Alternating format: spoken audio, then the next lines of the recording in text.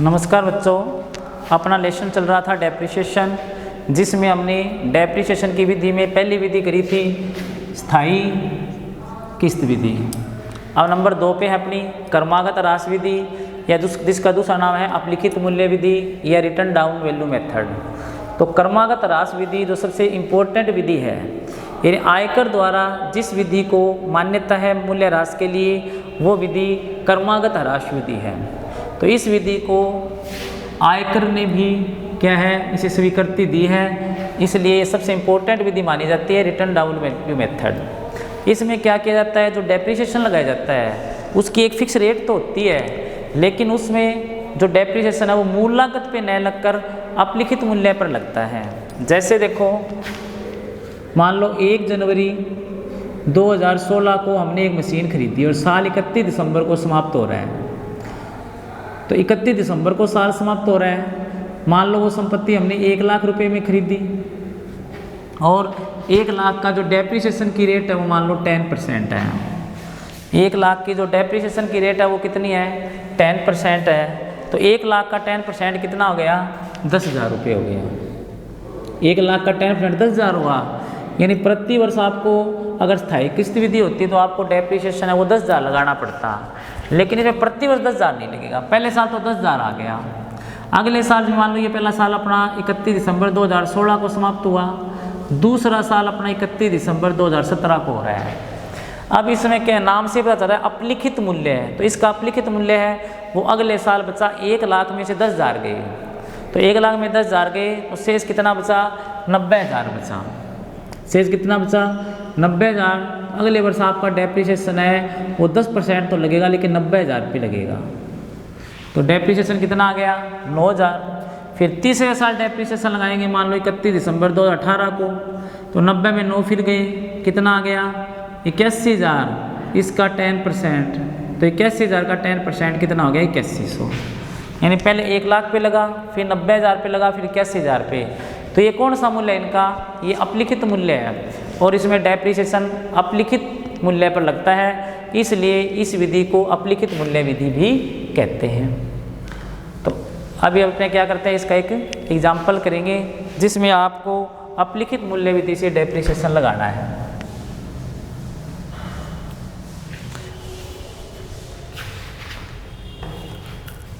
जैसे रमेश ने एक मशीनरी खरीदी जिसका मशीनरी का क्रय मूल्य दिया है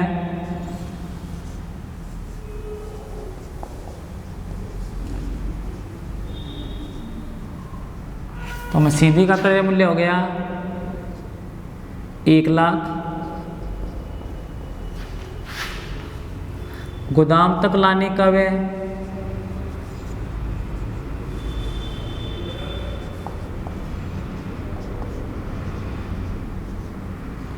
20,000। मूल्य ह्रास की दर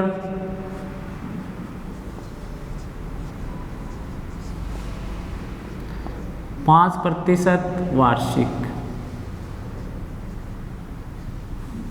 विधि क्रमागत ह्रास विधि। क्रय की तिथि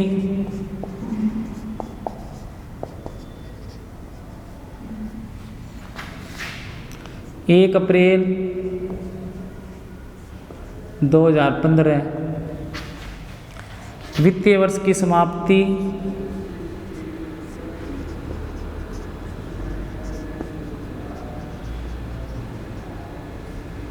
31 मार्च। आपको बनाना है 3 वर्षों के लिए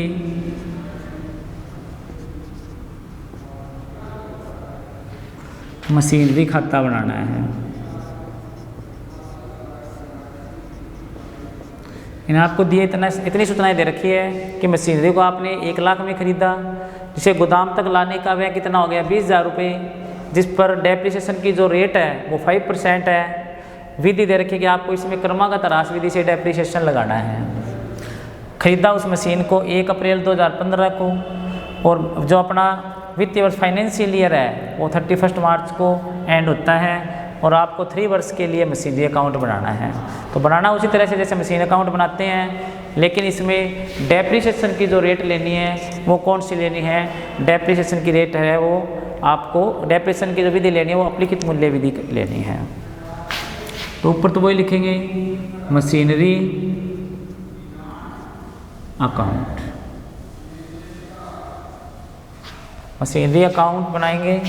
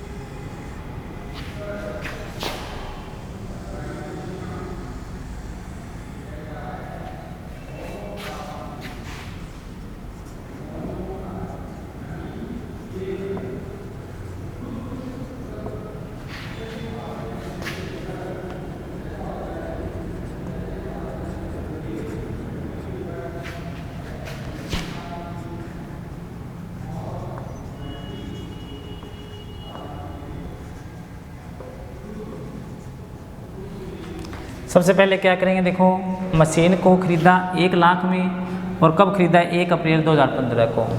जब मशीन को ख़रीदते हैं तो उसकी एंट्री आती है machinery account debit to bank account.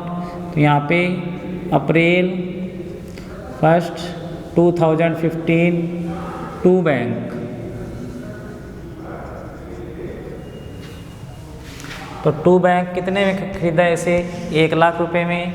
तो यहाँ पर 1 लाख आ गए। अब उस मशीन को गोदाम तक लाने में जो खर्चा किया उसके लिए भी मशीनरी अकाउंट में लिखना पड़ेगा आपको, टू कैश अकाउंट। तो कितने का खर्चा है? 20,000 का। अब ये मशीन टोटल कितने की खरीदी मानी जाएगी? ये मशीन 1,20,000 की मानी जाएगी, क्योंकि मशीनरी पर जो खर्चा किया जाता है वो मशीन की लागत में ही जुड़ जाता है। ये मान लो कि उस मशीन का जो खर्चा है वो कितना है? टोटल 1,20,000 हो गया। तो मशीन कितने की मानी गई अपने? 1,20,000 की मशीन होगी। कितने की मशीन होगी? 1,20,000 की। अब आपको साल के एंड में इस पर क्या करना है? डेप्रिसिएशन लगाना है। तो डेप्रिसिएशन लगाते हैं तो उसकी एंट्री अपने करते हैं डेप्रिसिएशन टू मशीनरी। तो इसमें क्या करोगे? यहाँ पर मार्च 31, 2016 बाय डेप्रिसिएशन 1,20,000। इसका कितना परसेंट लगेगा? 5% लगेगा। तो 1,20,000 का 5% कितना हुआ? 6,000। ये डेप्रिसिएशन कितना आ गया अपना? 6,000 आ गया। तो पहले साल जो डेप्रिसिएशन है वो 1 लाख का 5% 6,000 हो गया। अब शेष बैलेंस बचेगा तो इसी तारीख को बाय बैलेंस CD। तो बैलेंस कितना बचा? टोटल इधर आया 1,20,000, जिसमें 6,000 गया, शेष बचा 1,14,000। टोटल आ गया अपना 1,20,000। टोटल कितना आ गया? 1,20,000। अब अपने डेप्रिसिएशन लगा 6,000 का, तो 1,20,000 में 6,000 डेप्रिसिएशन, तो इसका अपलिखित मूल्य बच गया 1,14,000 बच गया। अपलिखित मूल्य कितना बच गया? 1,14,000। अब क्या करना आपको? इसको 1,14,000 को आगे लाना है। तो अप्रैल 1, 2016 टू बैलेंस BD। आगे बैलेंस लाए तो बैलेंस कितना है? 1,14,000। बैलेंस कितना है 1/14। अब आपको जब डेप्रिसिएशन लगाना है तो डेप्रिसिएशन है वो 1/14 पे लगेगा। अगर अपनी ये होती स्थायी किस्त विधि तो स्थायी किस्त विधि में तो डेप्रिसिएशन है वो मूल लागत पे ही यानी सदैव 1/20 पे ही लगता रहता। लेकिन ये जो विधि है वो कौन सी विधि है, अपलिखित मूल्य विधि है। तो अपलिखित मूल्य विधि में जब डेप्रिसिएशन लगेगा तो वो बैलेंस पे लगेगा। तो बैलेंस कितना 1,14,000। तो मार्च 31, 2017 बाय डेप्रिसिएशन। डेप्रिसिएशन हो गया 1,14,000। 1/14 का कितना % लगाना है, डेप्रिसिएशन की रेट तो वही है कितनी %, 5%। तो इसका 5% लगाना है। तो 1,14,000 का 5% हो गया अपना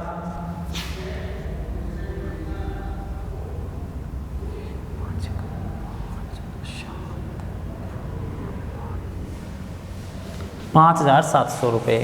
यानी डेप्रिसिएशन कितना हो गया अपना 1,14,000 का जब 5% लगाया तो वो 5,700 रुपये आ गया। अब शेष बैलेंस बचेगा by balance CD। By balance बच गया। बैलेंस कितना बचा अपना 5,700। डेप्रिसिएशन और लेस कर दो इसमें से। टोटल था 1,14,000 जिसमें कितना और घटा दो 5,700। 1,14,000 में से 5,700 और गया तो 1,08,300 बच गया। कितना बचा 1,08,300।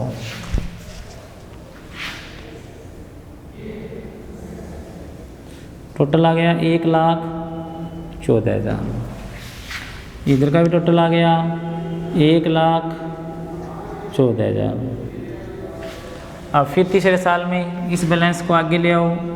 अप्रैल 1, 2017 टू बैलेंस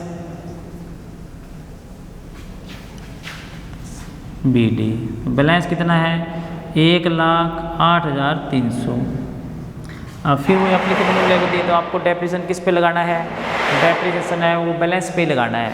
तो डेप्रिसिएशन जब बैलेंस पे लगाओगे वही मार्च 31, 2018 बाय डेप्रिसिएशन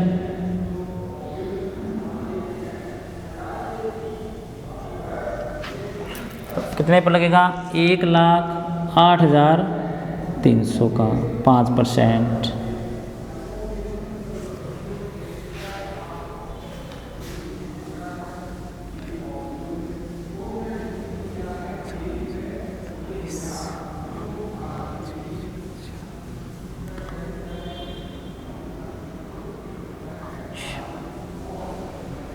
आ गया 5415 रुपये।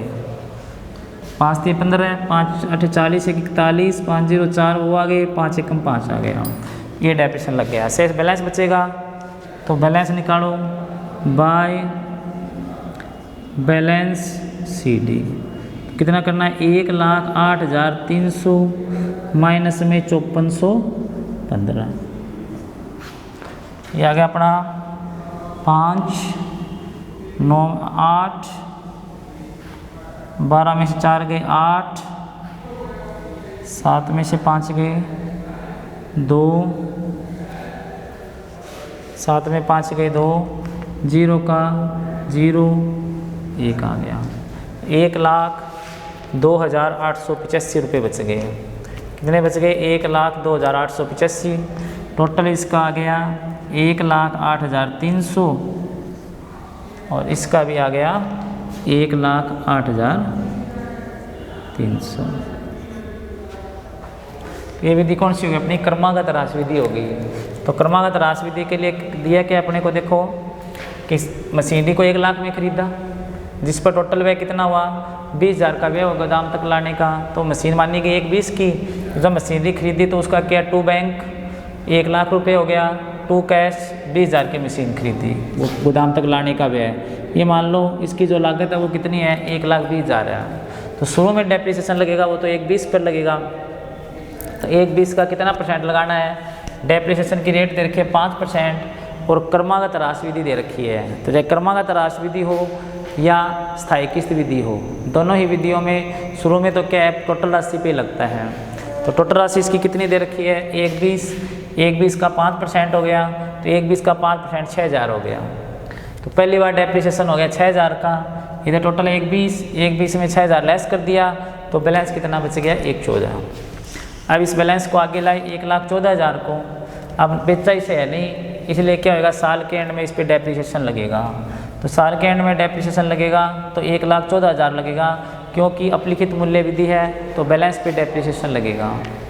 तो 1,14,000 का 5% डेप्रिसिएशन निकाला तो 5700 रुपये आ गया।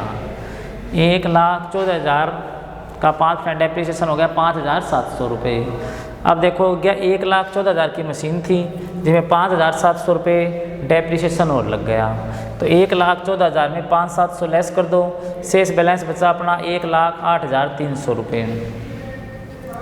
शेष बैलेंस कितना बच गया, 1,08,300 रुपये का बच गया। तो टोटल आ गया अपना 1,14,000 और 1,14,000। तो 1,14,000 में 5,700 तो डेप्रिसिएशन चला गया, इतना बचा 1,08,300। ये अपना बैलेंस बच गया। इसे आगे ले आई 1,08,300 को। अब जब डेप्रिसिएशन लगेगा तो किस पे लगेगा, 1,08,300 पे लगेगा। तो 1,08,300 का 5% डेप्रिसिएशन लगाया तो 5415 रुपये आया। शेष क्या बच गया अपना, 1,08,300 में 5415 गया तो बैलेंस बच गया 1,02,885 रुपये का। ये क्या आ गया, अपना बैलेंस आ गया। अब कई बार क्या करते हैं कि उसी मशीन को बेच देते हैं अपने। अब मशीन को बेच देंगे तो मान लो आपको ये कहे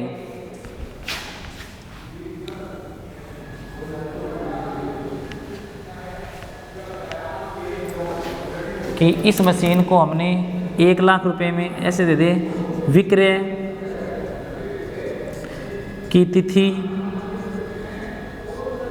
31 मार्च 2018, यानी जो इसकी बेचने की तिथि वो 31 मार्च 2018 और विक्रय राशि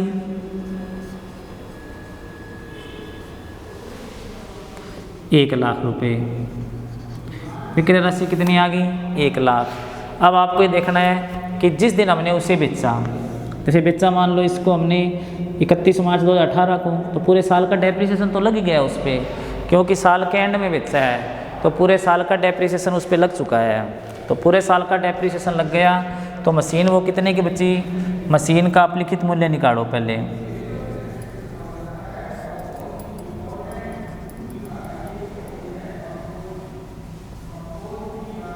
तो मशीन का अपलिखित मूल्य हो गया अपना 1,08,300 माइनस में 5415 रुपये। तो यह था अपना 1,02,885। कितना बच गया, 1,02,885 बच गया। अब बेच दिया कितने में, 1,00,000 में, तो लॉस कितने का हुआ, 2,885 रुपये का लॉस हो गया। बेचा कितने में, 1,00,000 में, बची वो मशीन 1,02,885 की। तो पहले बाय बैंक लिखेंगे, बाय बैंक, और बैंक से कितना आ गया, हमें प्राप्त हुआ 1,00,000 रुपये।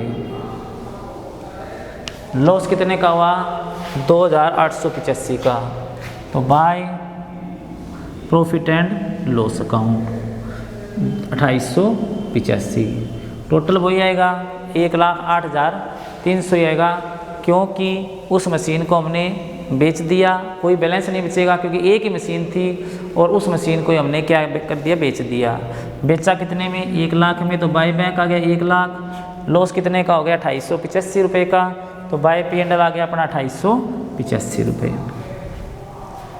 अगर मशीन को ना बेचें तो बैलेंस रहेगा, अगर बेच दिया तो लॉस या प्रॉफिट आएगा। तो एक मशीन थी उसे हमने कितने में बेच दिया, 1,00,000 में, और वो मशीन थी कितने की, 1,02,885 की। अब मान लो इसी को थोड़ा चेंज करो कि हमने इसे 1,00,000 की बजाय 1,20,000 में बेचा। अब इसका विक्रय की राशि 1,00,000 की जगह क्या ले लो, 1,20,000 ले लो। अब 1,20 होएगा तो मशीन का अपलिखित मूल्य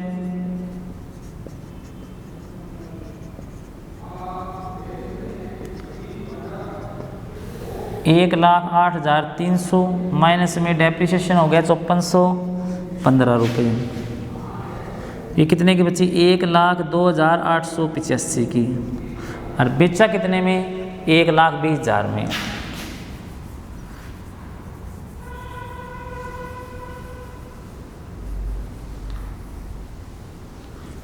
तो बाय बैंक आएगा 1,20,000।